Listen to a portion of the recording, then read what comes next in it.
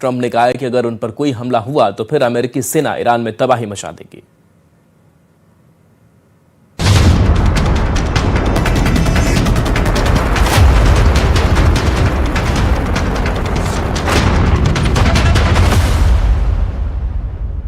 If I don't like it, if they don't behave, we'll go right back to dropping bombs right smack in the middle of their head.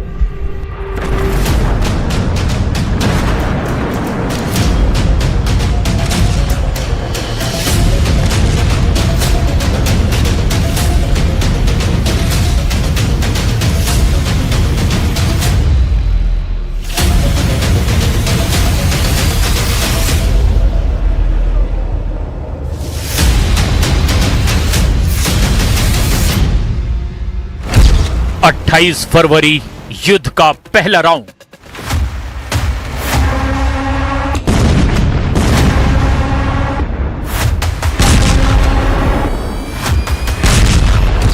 सात जुलाई युद्ध का दूसरा round.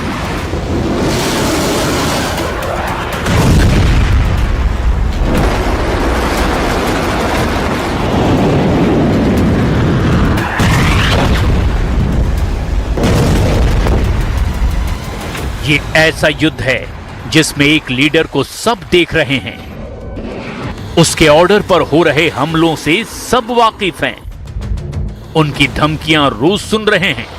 Donald Trump दुश्मन को मिट्टी में मिलाने का दावा फिर कर रहे हैं।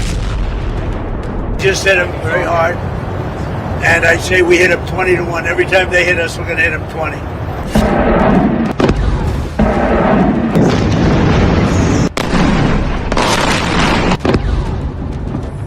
लेकिन ईरान के supreme leader Mustafa Khamenei underground हैं। ना उनके बयान आते हैं, ना वो इंटरव्यू देते हैं, ना वो धमकी देते हैं, ना ही वो किसी अजनबी से मिलते हैं, ना ही ईरान के चुनिंदा कमांडरों के अलावा उनसे कोई दूसरा मिल सकता है। जिस लीडर ने अमेरिका के होश उड़ा रखे हैं, जिसने ट्रंप के आगे सरेंडर नहीं किया, आखिर वो रहस्य क्यों बने हुए हैं? ईरान के सुप्रीम लीडर मुस्तफा खामनेई पर्दे के पीछे क्यों हैं? ईरान के सुप्रीम लीडर सामने क्यों नहीं आ रहे हैं? मुस्तफा खामनेई को आखिर हुआ क्या है? मुस्तफा खामनेई किस हाल में हैं? मुस्तफा खामनेई हैं कहां? अमेरिका मुस्तफा की मिस्ट्री में कैसे फंस गया है? क्या ट्रंप से सॉलिड है मुस्तफा खामनेई का war plan?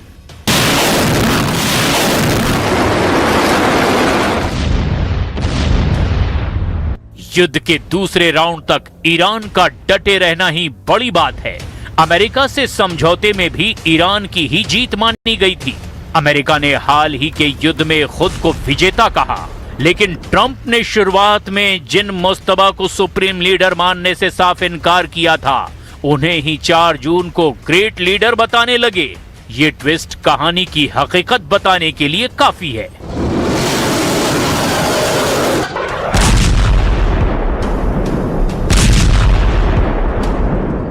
But Venezuela's been great and Iran's been great. I mean, you know, if Iran's reasonable, if they're smart, otherwise we'll have to finish the job, which will take about...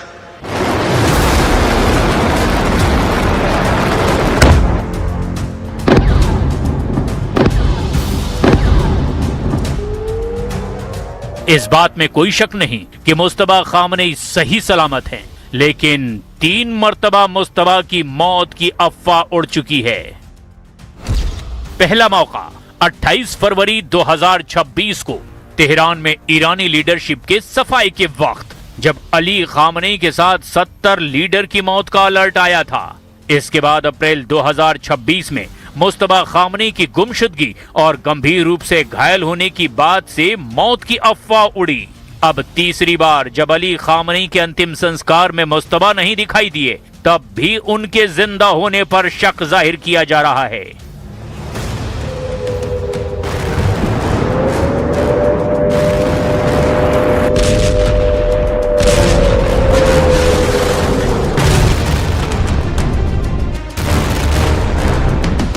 लेकिन Trump को पक्का यकीन हो चुका है कि Iran के जिन leader से उन्होंने समझौता किया, वो असल कमांडर नहीं, ना ही उनके पास सुप्रीम अथॉरिटी है, इसीलिए तो कहीं उन्होंने अब मुस्तबा को रडार पर नहीं ले लिया है।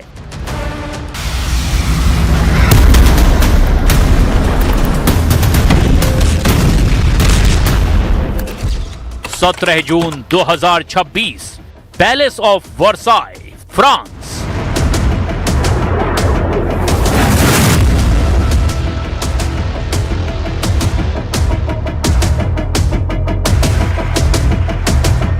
दुनिया के सबसे चर्चित शांति समझौते यहां होते रहे हैं, लेकिन यहां हुए समझौते से विश्व युद्ध की चिंगारी भी भड़की है।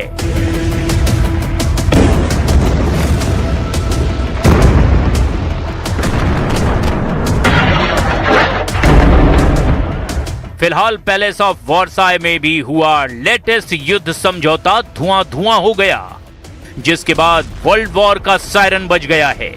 17 जून को डोनाल्ड ट्रंप व्हाइट हाउस से 6000 किलोमीटर दूर फ्रांस के पैलेस ऑफ वर्साई पहुंचे थे। उन्होंने ईरान से युद्ध समझौता किया। समझौता करने वाले सब ने राहत की सांस ली। दुनिया भर को सुकून मिला कि ईरान अमेरिका युद्ध का आखिरकार अंत हो गया। मगर ट्रंप का जतन महज 20 दिन तक काम आया। 21वें दिन उनका दिमाग फिर गर्म हो गया। उन्होंने ईरान को फिर बम मारना शुरू कर दिया। अब की बार इतना भयानक हमला हो रहा है कि तबाही का अंदाजा तक नहीं लग रहा। ईरान ने ऐसा क्या कर दिया? क्या ईरान किसी रणनीति के तहत ट्रंप को गुस्सा दिला रहा है? ईरान क्यों ट्रंप को भड़का रहा है? कहीं ये वॉर प्लान चीन के चाणक्य के फॉर्मूले तो नहीं है?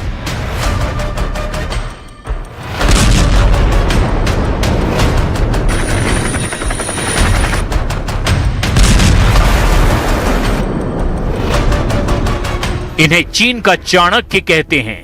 नाम है sun tzu, जिन्होंने तमाम उम्र युद्ध में गुजार दी, लेकिन कभी किसी युद्ध में नहीं हारे। इन्हीं जनरल सून ने द आर्ट ऑफ वॉर किताब लिखी। 2500 साल पहले चीनी चाणक्य के लिखे युद्ध सिद्धांत आज की तारीख में भी उतने ही प्रासंगिक हैं। जनरल सून ने द आर्ट ऑफ वॉर में लिखा है,